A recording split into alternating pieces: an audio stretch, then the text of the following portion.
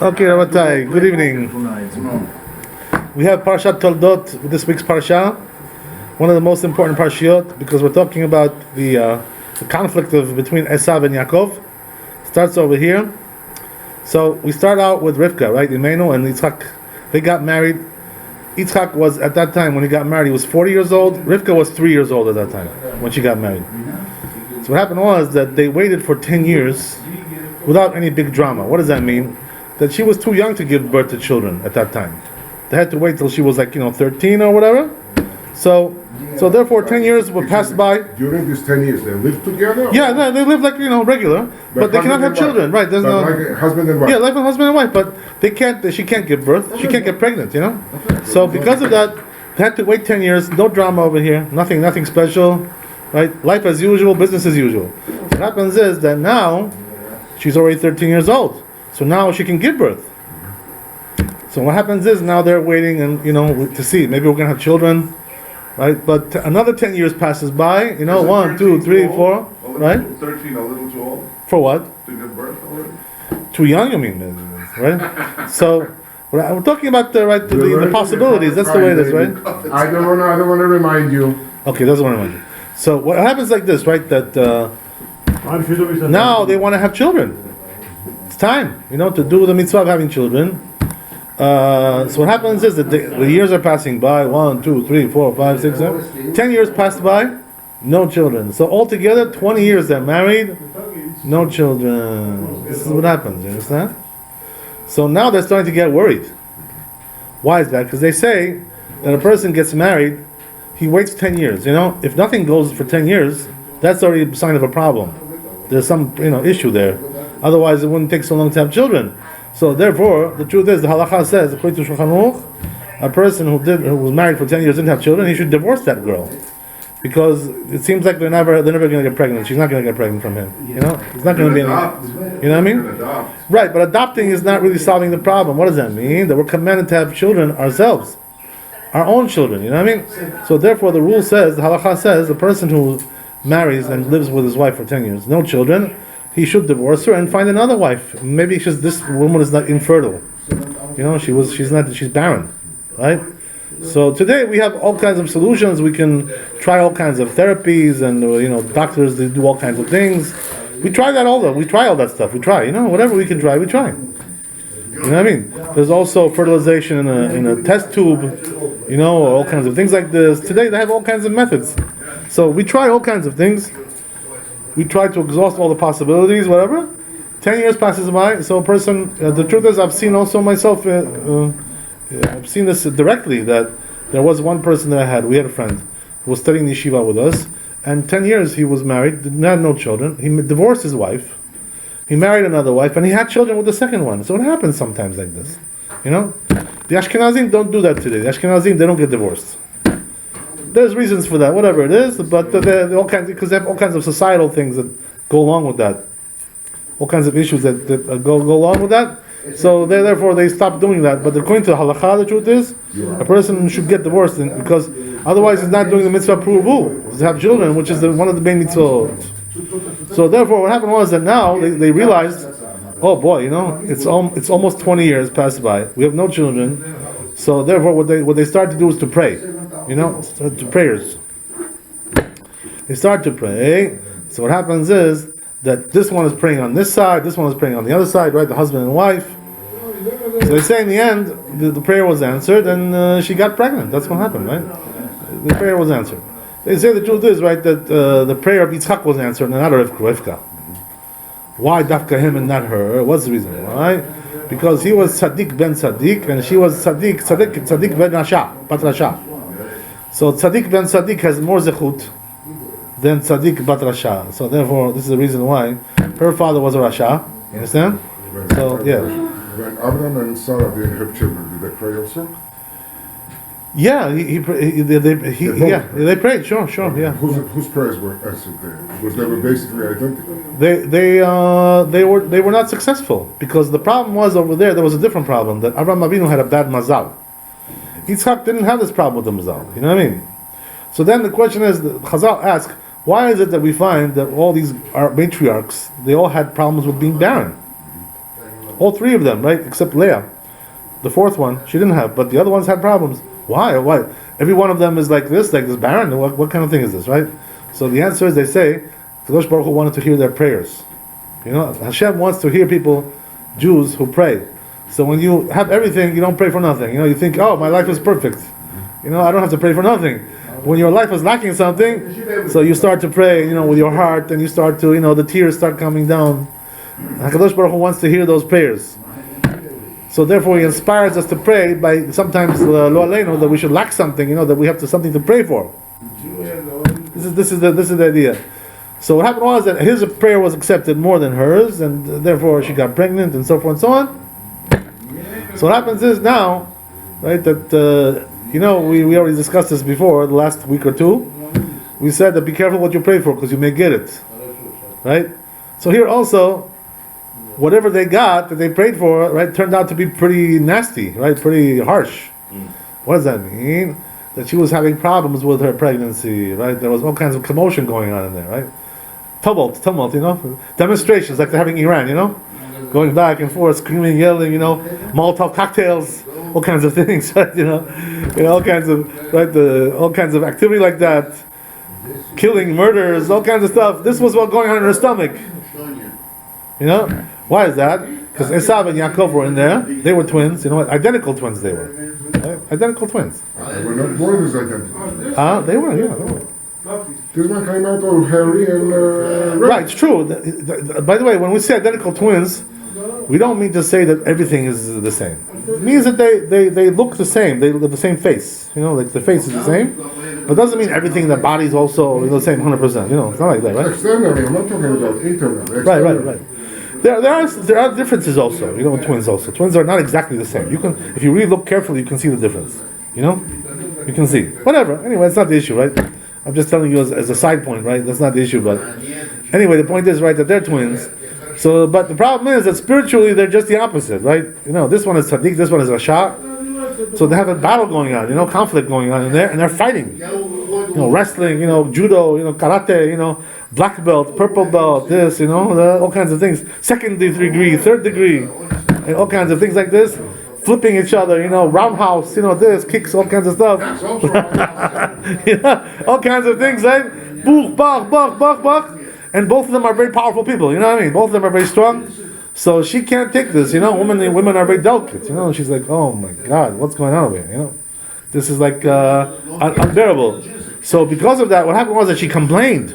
She says, this is what I prayed for. It would have been better if I didn't pray at all. You know what I mean? Be careful what you pray for, you may get it, as they say, right? So this is what happened with her, you understand? So they say she got punished for this. How did she get punished? She was supposed to really have 12 tribes coming from her. But because she complained about her pregnancy, 2, and that was it, right? She was done. No more children. She only had 2 children. So because of the fact that she complained, right? You're complaining. You've been praying now. You're praying. I answered you. Now you're complaining. All of a sudden, right? Don't complain about what you right. Don't look a gift horse in the mouth, so they say, right? That's the idea. So therefore, what happened was, how was she not able to have any more children? They say that when they were coming out of the stomach, so Esav, Rasha, Rasha, he was Rasha, So he gave her a big kick over there, in the uterus, and he messed up her uterus, so she couldn't have any more children. He damaged her when he was coming out. Ubeduri, Ubeduri, when you're Ubeduri, you know what happens, right? You mess up everything. They always cause all kinds of problems. So here also, the midrashim, yes, midrashim. So that was like this, right? That he gave her a nice big kick, and that's what happened. So what happened was now they come out, right? So so now they're very happy. Baruch Hashem, things look really good. But before they came out, what happened was that because she had this problem with her pregnancy, she went to the prophet, to get prophecy about why am I having such a difficult time. So the prophet told her, listen, you have diametrical opposites over here in your stomach. These two are like just the opposite. This one is Betnianis, this one is Ubeduri, just the opposite.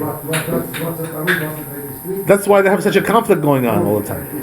One going on there, right? There was also, they say the conflict was deeper than that, right? They were also fighting about the worlds.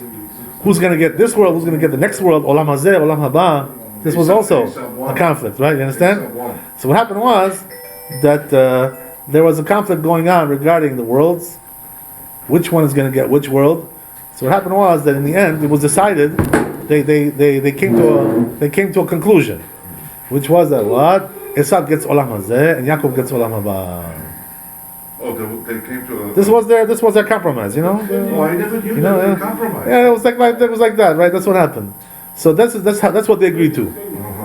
That this one gets this world, this one gets the other world.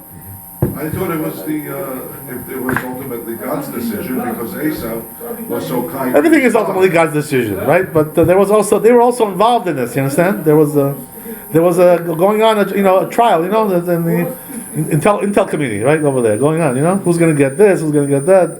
Right? Who's going to vote this way? Who's going to vote that way?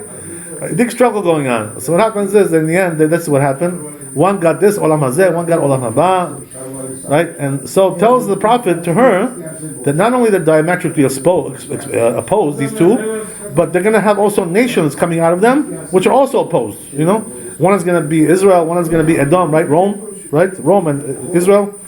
Also a conflict going on there all the time between them, right? Never-ending conflict, never stops, right? Until Mashiach comes, this conflict goes on. They can't rest with each other. You understand? All the time they're fighting. When this one says, what the prophet tells her like this, right? When this one is up, this one is down. When this one is down, this one is up. They can't be both up, they can't be both down. Because they're opposed to each other, you understand? The opposites. Diametric opposites. On the one hand, they're twins. On the other hand, they're opposites, right? Just the opposite. Spiritually opposite. This is what he tells her, right? So what happened was that she heard all this. There was all kinds of things like this that she heard. Okay, what happened? They're born now. So they're born. And one of them is hairy, one of them is smooth, right? That's the only difference, smooth, right? Whatever. One of them is like this, one of them is like that. So therefore, this is the reason why they called him Esav, right? Why do they call him Esav? What's this language of Esav? It's like in Hebrew, it's asui. You know what that means? He's like ready-made, he's like a grown man, Hair on his head, hair on his body, looks like a grown man, like a 40-year-old man. That's what he looked like when he came out. He didn't look like a baby, What baby do you see that's born with, body hair, hairy chest, this kind of thing, a macho guy, You don't see something like that. So therefore they said, wow, this guy is already finished, he's done. He's already a grown man. So therefore they call him Esav. This is the reason why they call him stuff. This was the idea, right?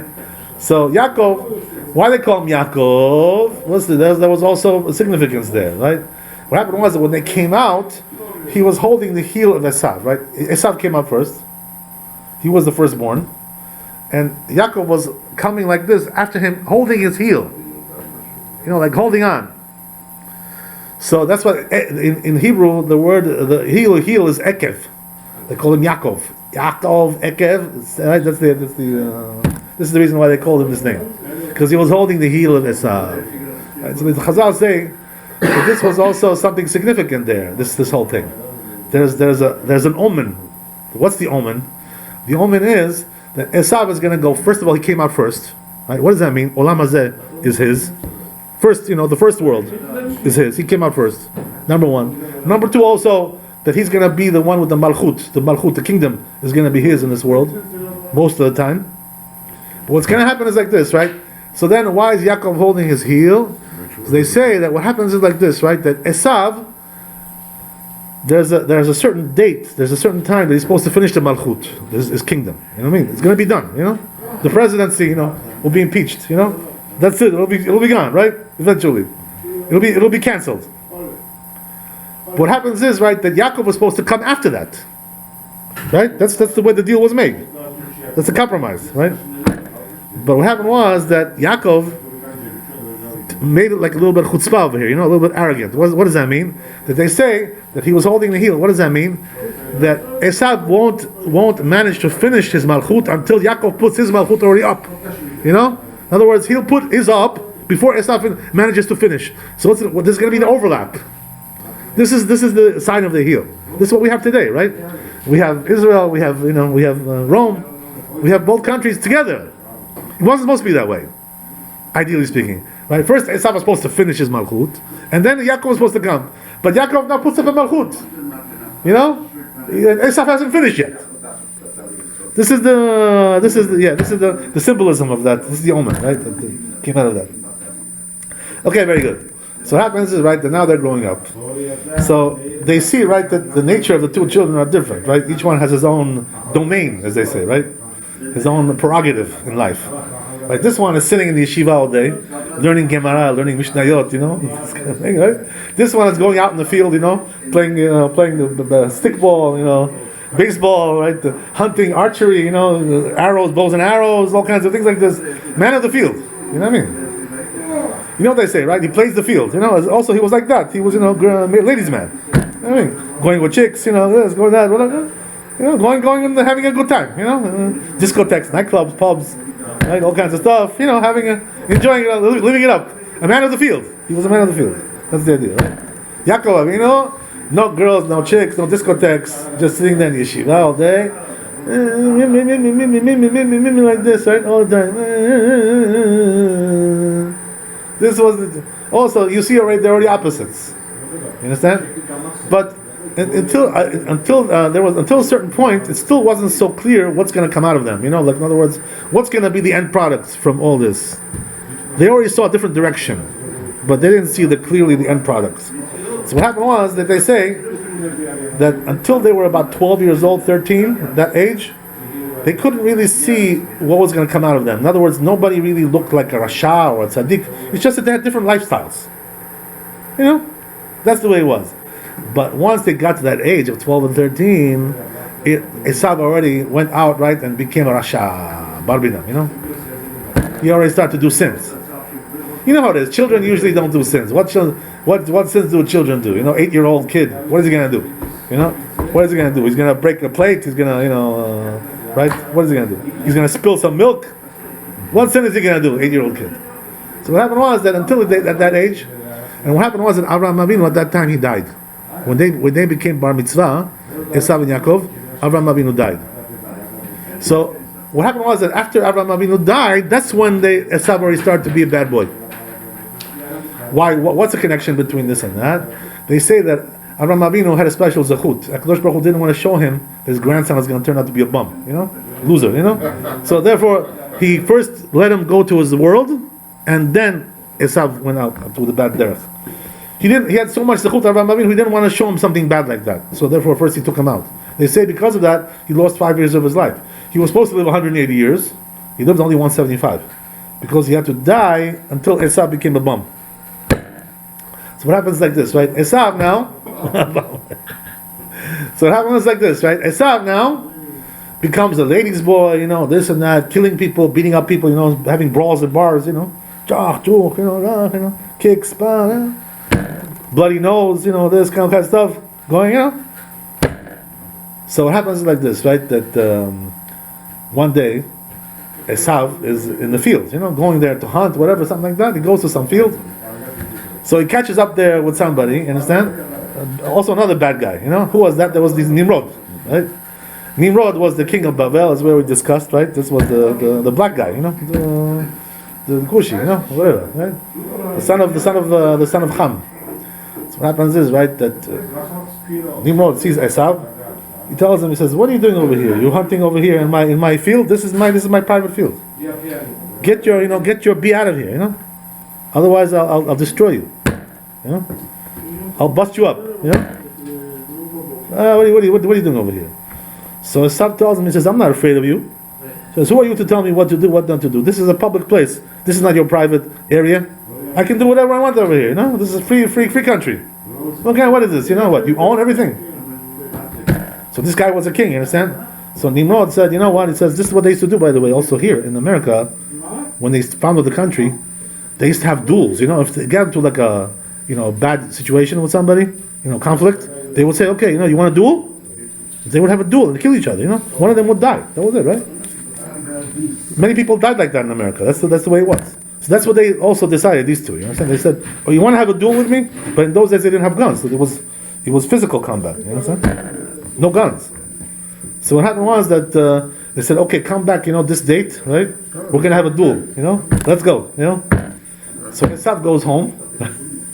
He's all like, dizzy like this. I think, oh man, what did I get myself into now? Got myself into trouble now.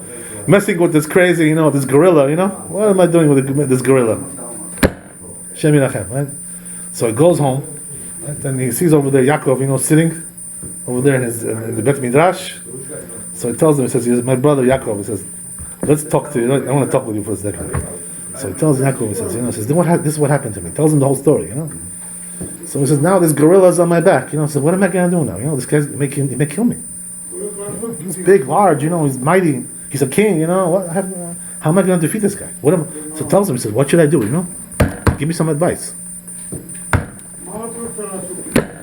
So Yaakov tells him, he says, who are you talking about? Who is this person? He tells him, this is Nimrod. Nimrod. I know who that is. Oh, okay. He says, you know what? The secret of his prowess is that he has that special beged from Adam Arishon. Right? So he says, you know what you have to do when you go and fight with him? Tell him like this, right? Convince him to take off that beged first. We talked about this before, right? So he tells him, convince him to take it off. Once he takes it off, he says, attack him and you'll be able to beat him. No problem. So that's what protects him. That's the secret of his power. So Esau says, thanks a lot, my brother. God bless you, let's go, okay. So he goes back there and he does that, right? He convinced him, he tells him, listen, he says, you have this special beged. If you really want to have a fair fight, let's not, do something like which is, unfair, I have no chance. If you really want to make it fair, we have to say in the same division, heavyweight, lightweight, middleweight. A heavyweight cannot fight the lightweight. You know what I'm saying? Cannot be Muhammad Ali against Sugar Leonard. You know what I mean? It doesn't work like that, right? One is this skill class, one is that class. One punch from the heavyweight, finish him, right? There's no. You're a heavyweight, I'm a lightweight. Come on, let's go. Take off this thing. Wear a regular suit. We're like everybody else. Suit and tie. Armani, whatever. Don't wear the stuff. Okay, fine. Sounds okay. Takes it off. What does this have to do? Right? Pulls a trick on him. What does he do? He takes it and puts it on himself. He put it on, and he went and he killed Nimrod. He took a spear. Finished him off. That was it, right? Nimrod died. Finished off Nimrod, right? That was the end of Nimrod. So Esav that day, they say he committed 5 sins that day, right? He was bar mitzvah at that time. But Lemaaseh, right? Practically speaking, he wasn't bar mitzvah, bar averah. He did the sins. Instead of doing mitzvot, he did sins. What sins did he do that day? They say he did 5 sins over there in that day. One of them is he committed murder. He murdered this guy. Nimrod. You're right, it's true, but you didn't have to really, it wasn't really self-defense because, what's your business to go out fight with a king? Getting into a brawl with a king. Go hunt somewhere else. Like what? All he's telling you is that don't hunt in my area. This is my area. So what do you have to? What are you picking a fight for?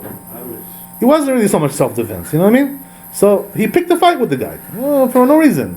Okay, go somewhere else. You're messing with a king. It's like what is it with you? It's like the person. Let's say he goes to a place, right? He goes to Trump Tower. You know what I mean? So comes a secret service over there. Tells him, listen, the president's coming. Get out of here. You have to vacate the area. So he tells them, no, I'm not going to vacate the area. They start getting on the brawl with them. They shoot him. So this is self-defense. You're crazy. You're nuts. What are you doing? What are you messing with the secret service for? Except that in this case, he actually killed. Yeah, killed him. Got him. Right? Why? By the way, did he have such a thing to kill him like this? Because his father was a tzaddik. He had the zchut of his father. This is when a person has a big tzaddik like that behind him. His righteous brother, who actually gave him this advice. Right, that's also true. But a person doesn't live on the zchut of his brother. He lives on the zchut of his father. You know what I mean? That's the way it is, right? Because his brother has nothing to do with him in the sense that there's no common lineage there, one from the other. They have a common lineage from the father, but not from each other. You know what I mean? So there's no zechut from the brother to the brother. No such thing like that. So what happens like this, right? So he comes and kills him, and that day they say that he also did 4 more sins, which was what? He also committed adultery, right? What does that mean? That there was a nara meorasa. What that means? A betrothed woman, right? A woman who was engaged to marry somebody. She already had the ring, whatever. In those days they used to get the ring on. So he committed adultery with that lady. Right? He also did 3 other sins as well. What does that mean? He denied Hashem. He denied the existence of God. He became a kofir. Right? This was also when he said, "There's no God. I don't believe in God." Like your friend. Same philosophy, right? You know what we're talking about. So same thing, right? People denied God. I don't believe there is no God. No such a thing like that. No God, there's no Torah, there's nothing. Forget about that. It's all fantasy, you know? I'm an atheist. Okay. You know? That's his choice. That's what he did. That's what happened. So right? So what happened was that Esau did these sins. So then once he finished killing Nimrod, he comes home, right? From a long day at work, right? He had a long day, right? So what happened? He had a hangover, you know, from all that stuff. So he comes and he sees Yaakov cooking lentils over there, right? Why? Because Avraham Avinu died, so he was cooking to give to his father, to feed his father. He was a mourner, you know. His father was a mourner, so the food of mourners is lentils. In those days, today we don't do that. We eat salmon, fish, you know, all kinds of things. More fancy food than we eat, all kinds of things, right? In those days, they used to feed them lentils. So it happens like this, right? That now comes Esau and tells him, he says, my brother, he says, what are you cooking up there? You know, you got something cooking over there. What do you got there? So he tells him, he says, I have lentils, but this is not for you. I'm sorry. This is for my father. I gotta give it to him. He's a mourner. You know. You go to Burger Delight, get some hamburgers. You know, what do you want for this? Doesn't belong to you. Go buy a hamburger. Go buy something to drink to eat. Right? Go to Dunkin' Donuts. Go get something over there. What do you want from me? So he tells him. He says, no, I'm sorry. He says, I cannot. He says, I don't have the energy now to go to a restaurant. I don't have the energy now to hunt and get food. He says, I'm about to die. You know, I'm on the verge of death. So he says, you have to give it to me now. If you don't give it to me now, I'm a goner. Tells him. So he tells Yaakov, oh, that's how bad you are. He says, okay, you know what? If it's that bad, I'll cut you a deal. You know, he tells him like this, right? I'll cut you a deal. He says, what's the deal? He says, you know what? I'll give it to you, but there's a price you have to pay. What's the price? You have to sell me your firstborn right. Right? What was the firstborn right? What did it entail? What does that entail, the firstborn? In the family of Yaakov Avinu, of Yitzchak Avinu, the firstborn right was to be the Kohen, to offer the sacrifices. This was the practical significance of that, right? So Esau asked him, he says, firstborn right? He says, what are you talking about? He says, can you explain to me what this involves? He didn't know. So he tells him, he says, you know what? You have to bring sacrifices. What sacrifices? Animals, slaughter them, blood. You know, this blood goes all over the place. You know, it's messy, burning smoke. You know, all kinds of stuff. Your clothes get all dirty. You have to go to dry cleaners all the time.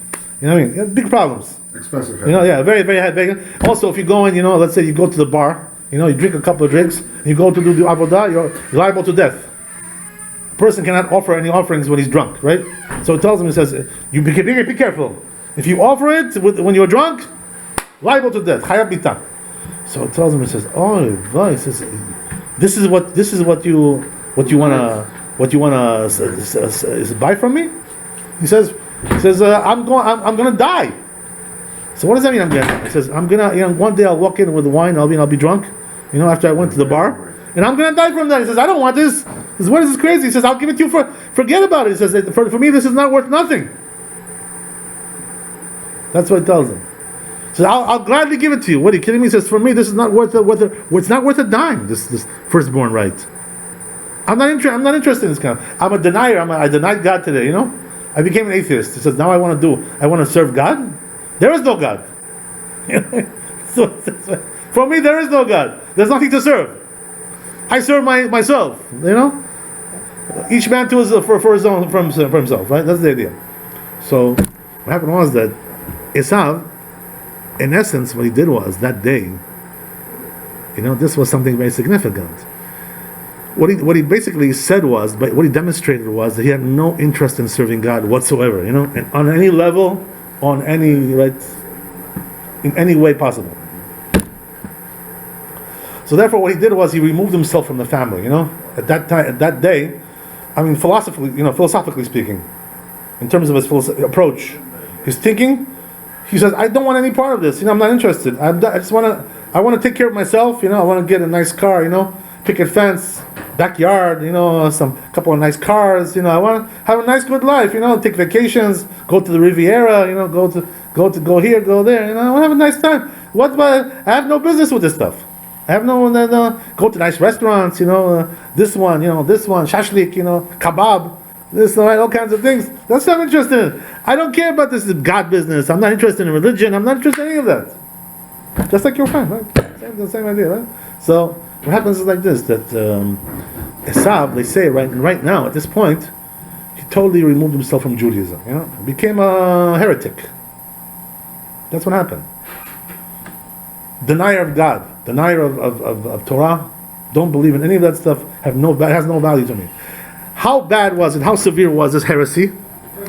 They say it was so severe that as Yaakov was eating, the lentils, right? Some bread, some lentils. They were eating together he was with his friends over there. They were eating together.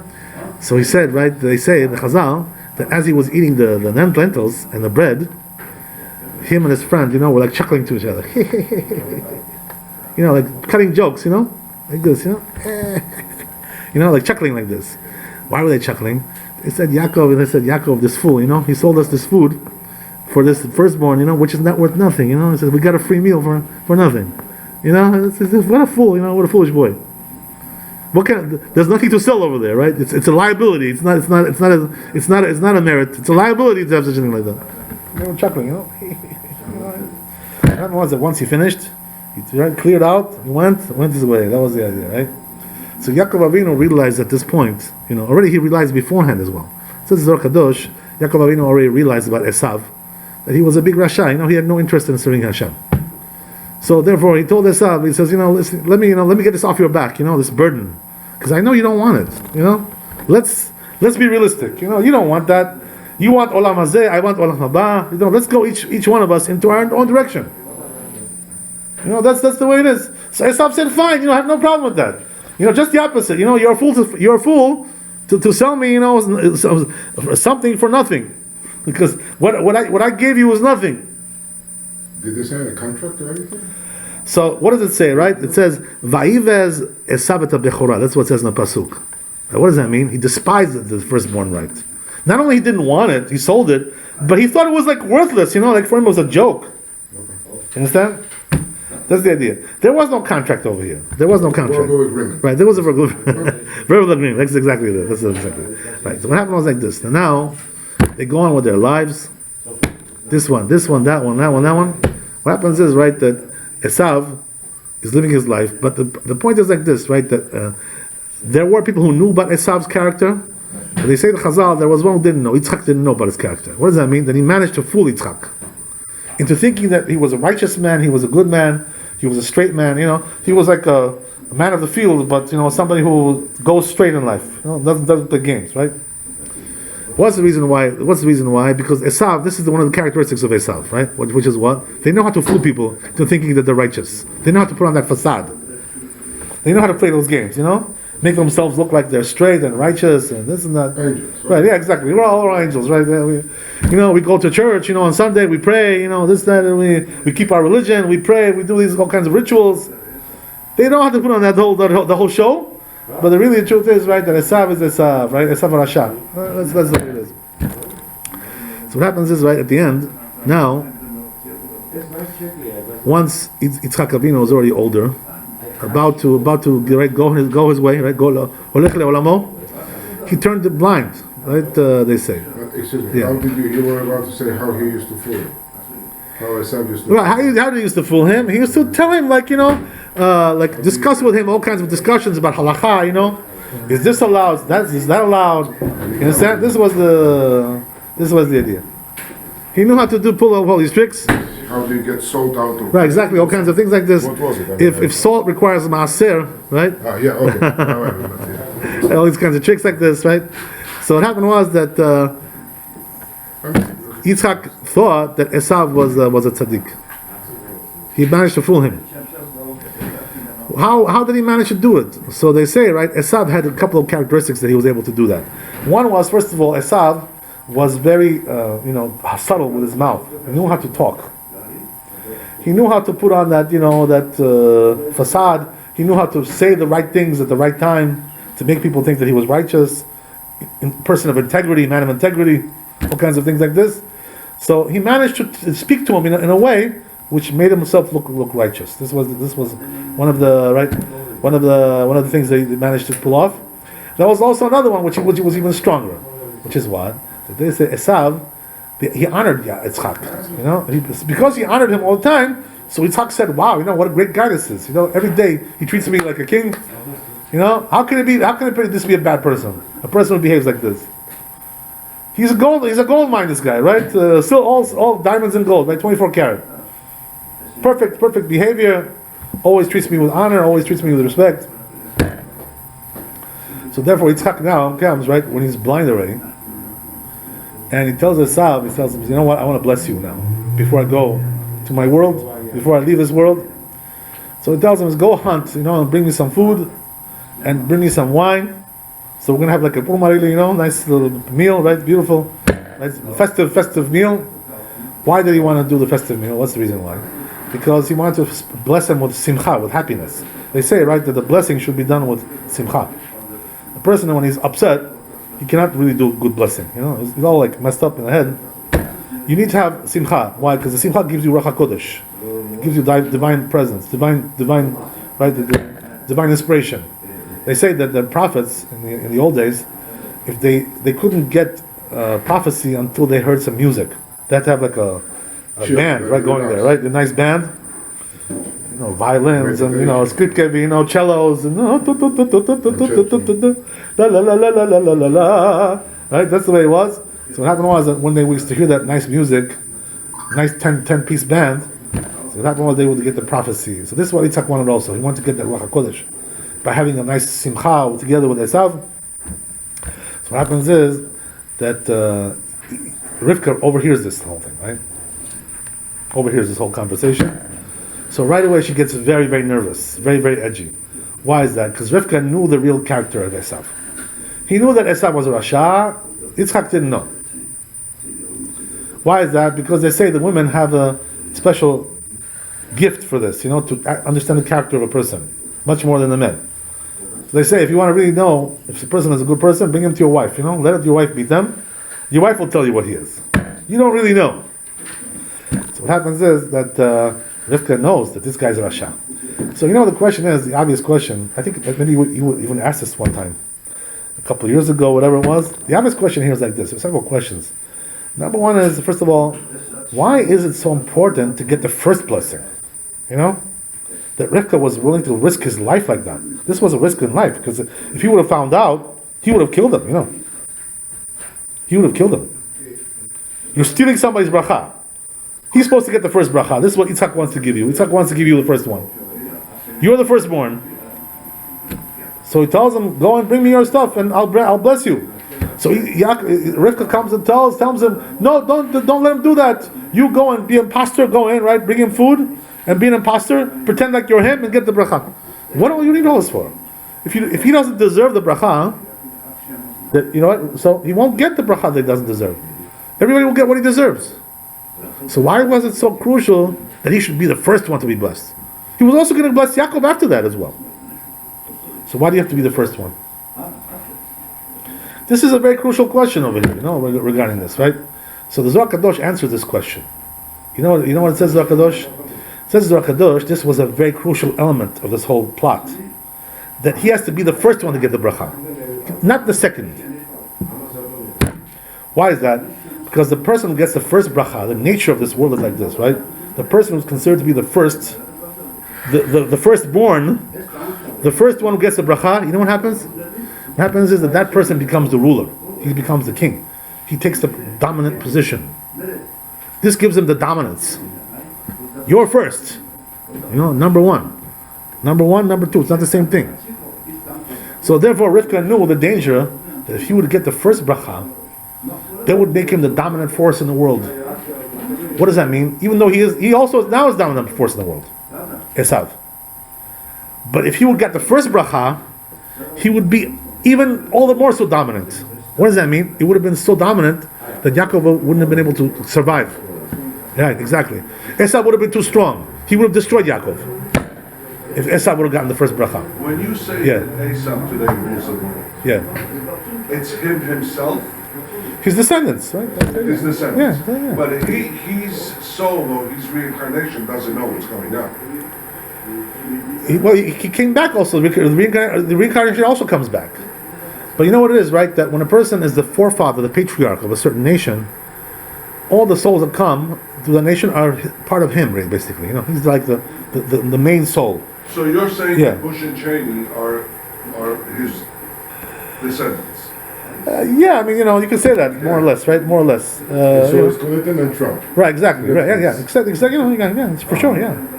So it happens like this, right? Schwarz also, Obama. Obama, that's a different story. He's Or he's from Kush. from his mother's side. From his mother's side, right? Whatever. Yeah. So the point is like this, right? That Esav, he was Nimrod. Rabbi was Nimrod. That's the idea, right? So it happens like this, that Rivka understands, if he gets the first bracha, oy vavoy, what's going to be, right? Yaakov won't be able to survive. The Jewish people are going to have the impossible, mission to survive with such dominance of Esav in the world. Too much, overly dominant. So therefore he knew that the only way to save, this was very, very crucial, to save the survival of the Jewish people was that he should get the first bracha, Yaakov. What does that mean? That makes him basically the head player. He's the one who controls everything. He's the one that everything pivots around him. Not Esav. Esav is just a byproduct of that, because he's not the first anymore. Understand? So Yaakov did very wisely. What does that mean? That he bought the firstborn right from him, because this was also part of that scheme. You understand? He had to buy the firstborn right, and he had to pay also. There had to be a payment, because when you take something for free, it's not really so significant. When you pay for it, there's no more going back. Right? That's it. It's done. It's a done deal. He had to buy it, and now also he had to make sure that he gets the first bracha. And he deserved the first bracha. Why is that? Because he already bought it from him. You understand? This was already a byproduct of the first step. This was all procession. I heard another reason. Yeah. I remember that Yaakov was created first in start. That's also true. In actuality, he was the firstborn, right? Exactly. Practically speaking, Esau was the firstborn, right? Practically speaking, physically. right? But Yaakov really was created first, right? Yes. So that's also So Rashi explains it like this, right? What you're saying. He says that the truth is, when you have twins, right? Many times the one who comes out first is actually second. You know why? Because when you have the one who's created first, he's like in the back, right? Exactly. This one comes out first. So it's like a whole thing, physical thing there involved. But the point is, right, that now it came out really, really good. Why is that? Because now that Esav didn't get the first blessing, he got a blessing after, but not the first one. So what happens is that Esav is now limited. He can't cross a certain red line. There are red lines for him. He cannot cross them. What does that mean? He can't afflict the Jewish people too much. He can't rule over the world too much. He doesn't have such power like that. There's a limit to his power. So the only way to do that was Yaakov should get the first bracha. Not only that, right? What happened was that when Yaakov got the first bracha, in essence, what happened was that Esav became a slave. That's what happened, right? Yaakov, when he blessed Esav, when he blessed Yaakov, Yitzchak, when he blessed Yaakov, he made him the boss. He made him the master, and Esav became a slave. That's what he said to him. This was a blessing. You understand? So what happens like this, right? Esav now, against his will, is obligated to serve Yaakov as a slave. And this is why you find that throughout history, what happens like this, right? That the Esav really comes to support Yaakov many times, because he's obligated to do it. He's a slave of Yaakov. So then, but there's only one caveat, right? The caveat is like this: that if Yaakov doesn't deserve it anymore because the sins get too big, so now Esav has that power to say, listen, when I'm your slave, that's only when you're a good boy. But when you're not a good boy, we turn the tables, right? The tables get overturned. We switch roles. You understand? This is what happens.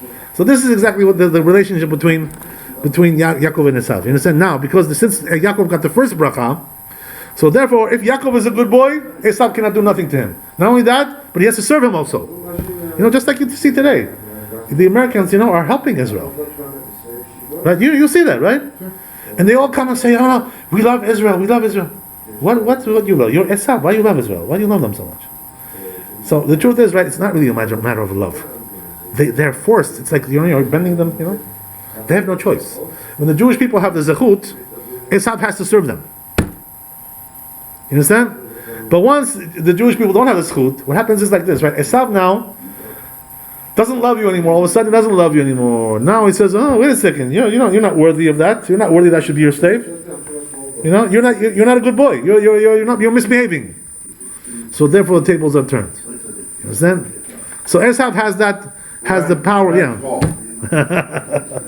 Yeah, Rand Paul is opposed to I don't know, whatever. America. I don't know this guy so well, right? Whatever. Okay. He's opposed to it. Right, but the point is like this, right? That this is the conflict that goes between Esav and Yaakov. Yeah. Understand? It hinges on this idea that it's really Yaakov's choice because he's the firstborn.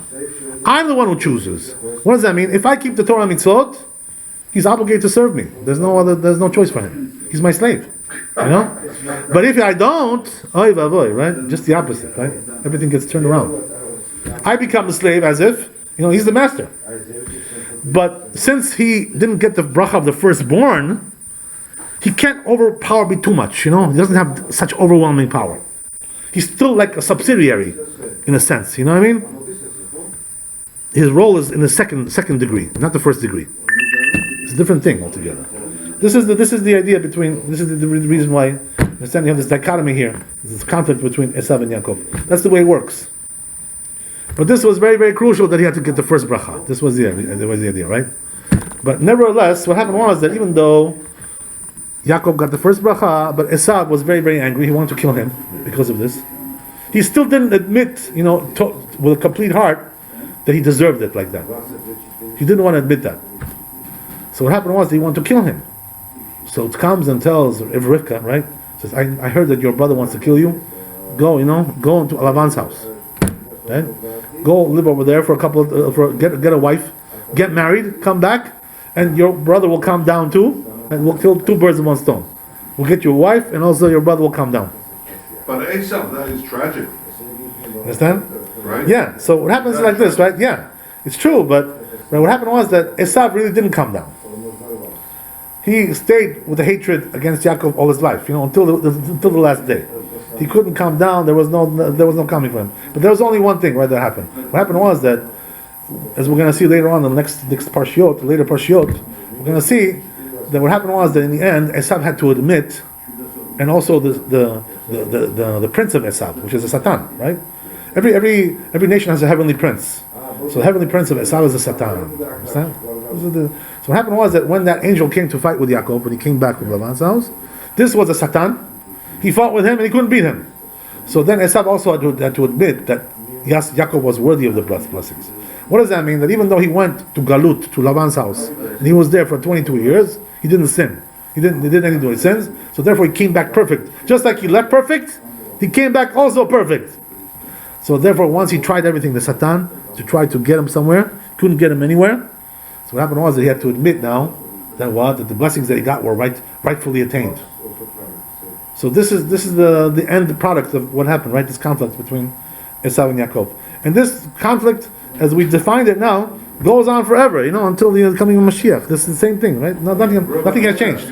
Yeah. These characters, these biblical characters, the Esavs and the Yaakobs, and their descendants, and the fact that history revolves around them. Right, that's what it is. Future revolves around them. Sure. Did they know this, or are they just used as pawns by God? Well, that's what we're talking about. That's what we're talking about now. If we're talking about it, we know about it. No, did they know it? Do they know it? Yeah. The truth is that they do. I mean, I'm not telling you that everybody knows, but their leaders, they know about these things. They have a tradition, that they pass on. They have traditions also. That's why, their religion is anti-Semitic, because, they keep the hatred. The hatred, is forever. Understand? It goes on. So this is what happens. This conflict goes on forever. It doesn't stop. Right? Everything hinges on this conflict. This is the idea, right?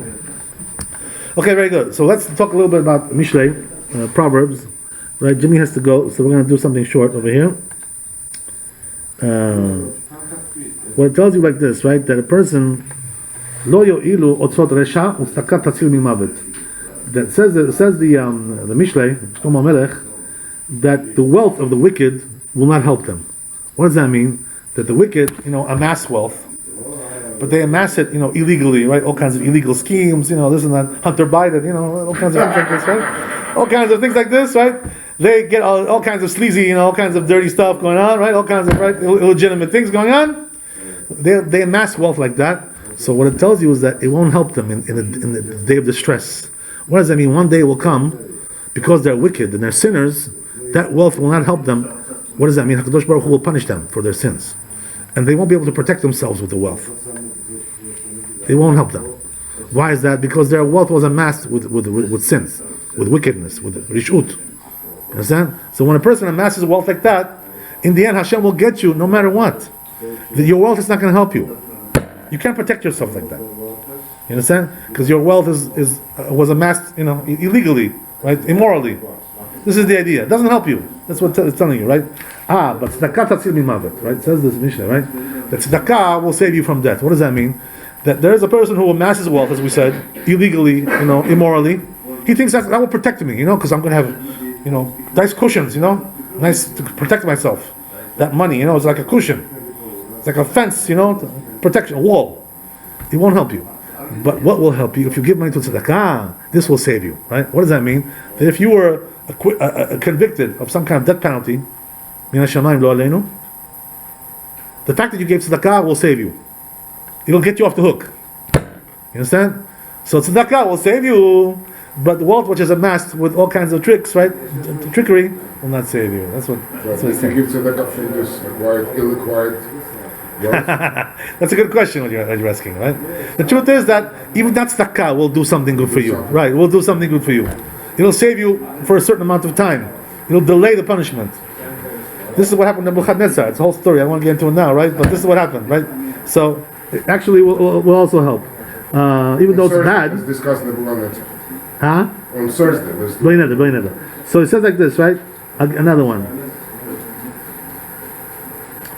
Lo yar'ib Adonai nefesh tzaddik. It says Hashem will never starve the soul of a righteous person. What does that mean? He'll always give him food to eat and drink. He'll never be starving. If a person is really righteous, he'll never starve. But he says, but the wicked, their schemes will push them out. Will destroy them. That's what happens, right? When a person is like always doing wicked schemes, tricks, all kinds of dirty stuff, conspiracies, all kinds of things like this, trying to pull off all kinds of scams, those scams will destroy him. Understand? So you see the dichotomy, right? Again. So look what it says, right? Rosh oseh kafre mi'ah. I'll stop with this. V'yad charutzin ta'ashir. So he says there's two types of people in the world, right? There are people who amass wealth with trickery, right? All kinds of schemes, as we said, right? All kinds of things like this. So what happens is that money which is amassed like that, he'll wind up poor. He'll lose all that money. Whatever is amassed like that, he'll wind up losing everything. They say, right? There's a mashal about this. There's a midrash that talks about this exactly. This whole idea, right? You know what it says, right?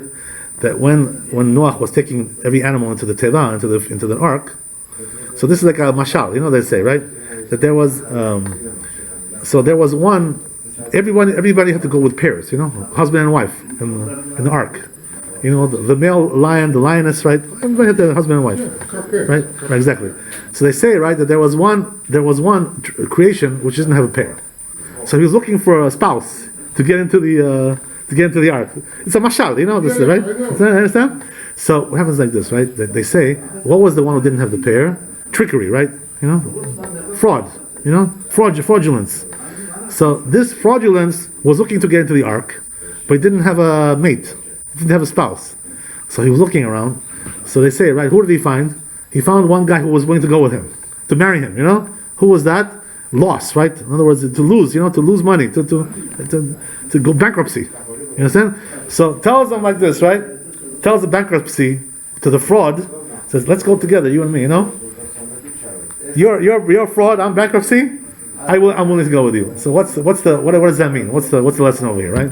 That a person who does trickery and fraud eventually will go bankrupt, right? Because these are pairs, you understand? They work like a pair. They're like spouses. It's a husband and wife team, So eventually, what happens is that a person who acquires wealth like that, amasses wealth with trickery, eventually he'll go bankrupt. That's what it is, right? That's what it is. Baruch Adonai le'olam, amen. Thanks for coming. God bless you. Derech shalom, blessings, wealth, health, and happiness. Amen. Good things in your family, good things in your house, good things everywhere. To be prosperous in your affairs. You want to take care of the Rabbi? Sure. Okay, Motek. Thank you, very good. Okay, Jimmy. Don't drive too fast.